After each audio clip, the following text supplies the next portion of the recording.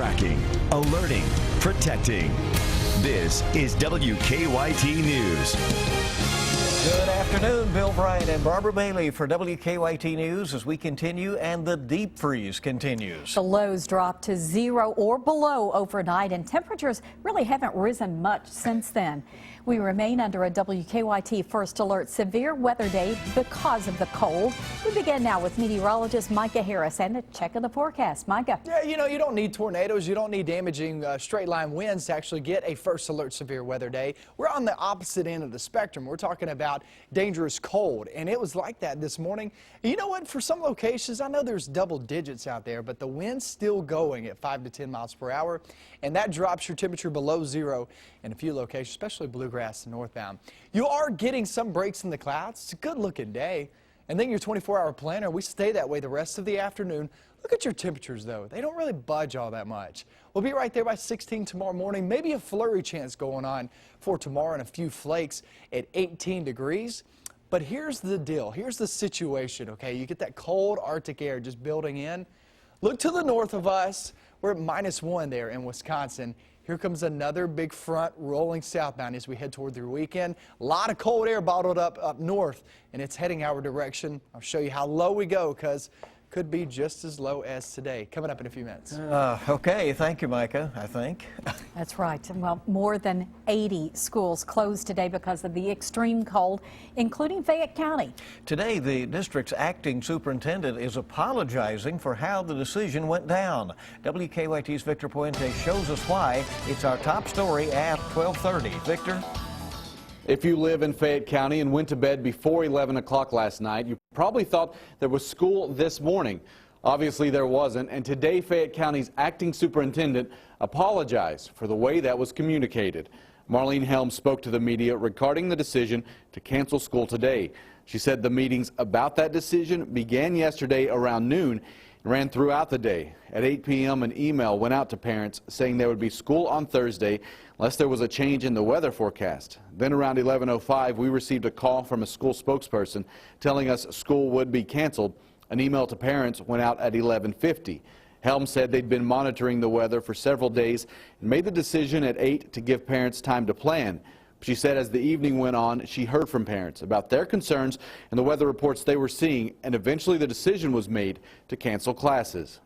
And the more I reflected late into the evening about the earlier decision, I knew in my heart that it had been the wrong decision and that we could not ask our students to go to school today.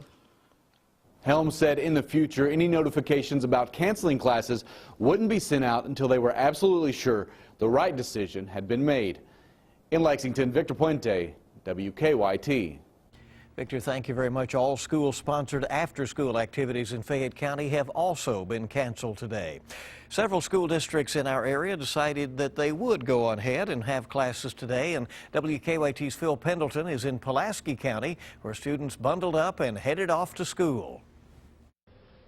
The superintendent tells me that early this morning it was 2 degrees about the time that many of the children were headed to school, but he says they had no complaints about their decision to go ahead and have school today. Steve Butcher says that had it been below 0, they may have called off school, but he says they had no problems at all in keeping the schools open. He says all the buses had plenty of heat and all the school buildings are very warm. He tells me that coming to school is actually a better situation for many of the students than staying at home. We made the decision yesterday to go to school. We kind of looked and we knew what the temperature was going to be like, but we also knew that there wasn't any precipitation coming. We felt like that it was going to be a good dry day to have school.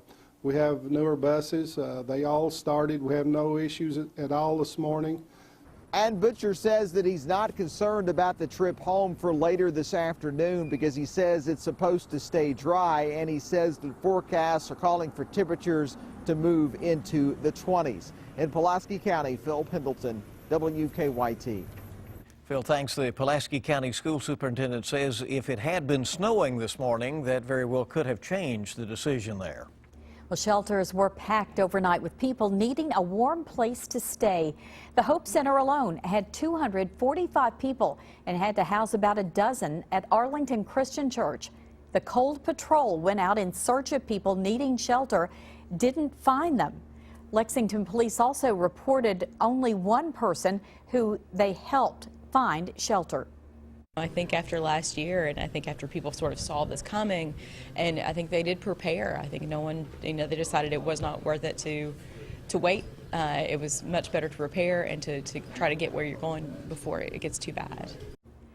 The Cold Patrol will be out again tonight, looking to pick up anyone who needs a warm place to stay.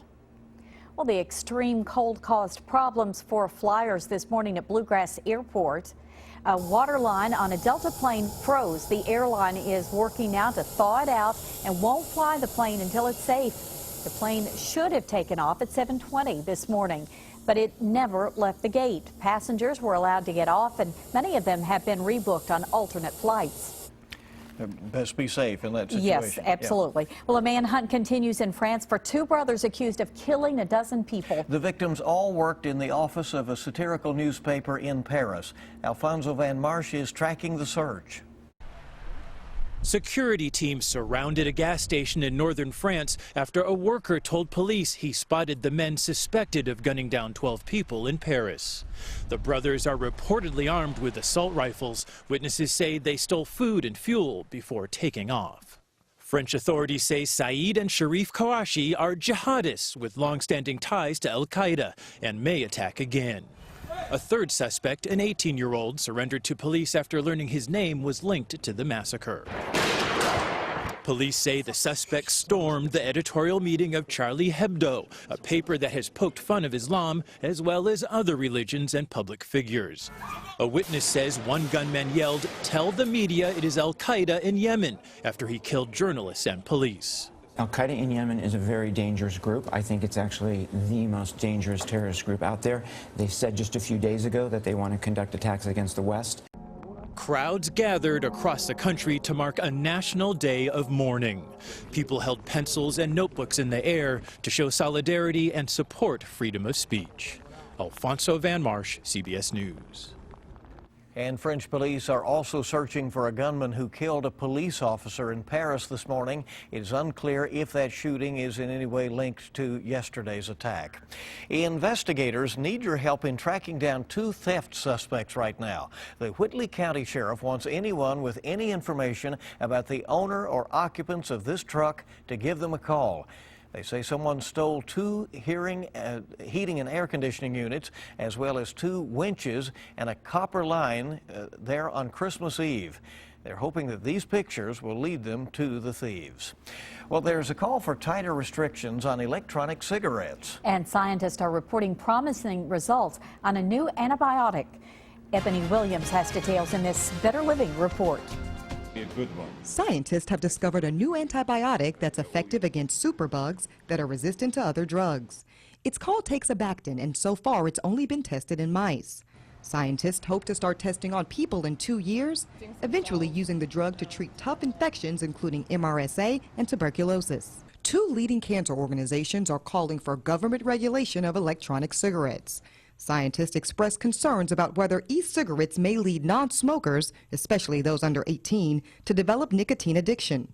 They're calling on the FDA to regulate sales and advertising while more research is underway.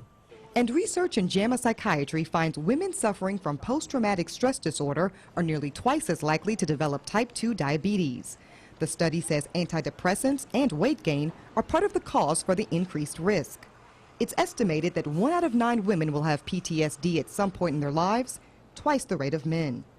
Those are some of the day's top medical stories. Ebony Williams, CBS News, New York.